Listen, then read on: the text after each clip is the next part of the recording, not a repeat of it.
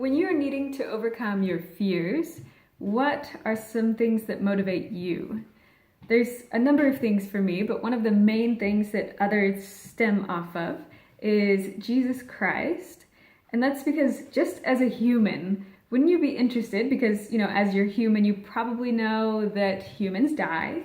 So wouldn't you really want to know about the human who was the first to be resurrected? So die and then have his body again, but this time immortally. So he was the first, and there are others that have been resurrected, so they would be fun to talk to also, but he was the one that made it possible. And we have the record where he hung out with his buddies in Jerusalem about 40 days after in his resurrected body. And then we also have a record of a people that he visited, after he was done hanging out in Jerusalem, I guess.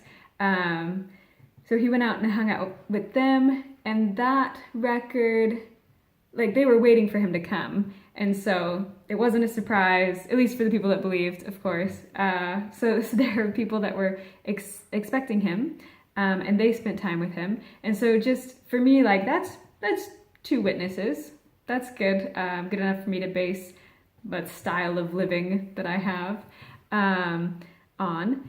And so that's what motivates me, is that I have these records that God is a God of miracles, and that for thousands of years. Obviously it was there's some interesting parts in the record where God is interacting with his children because, God is raising the human family, and so we have a lot of rough patches that we go through.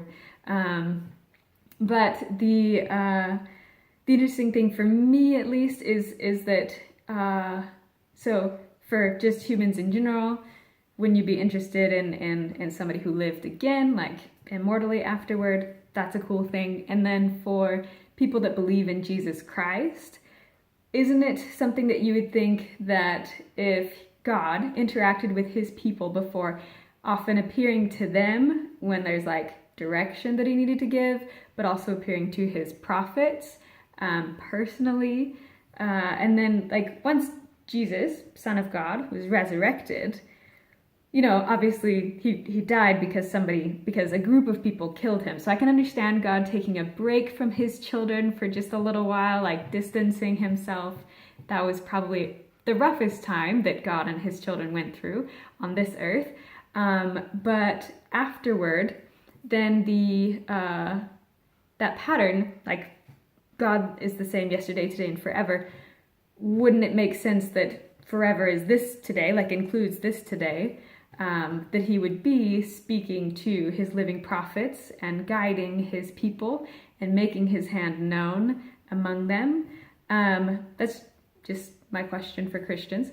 Now, so that motivates me in my life and for the goals that I have for my life, because I don't come from any kind of special. Most of us don't. What gives us something special is the future self, I guess, that we believe in.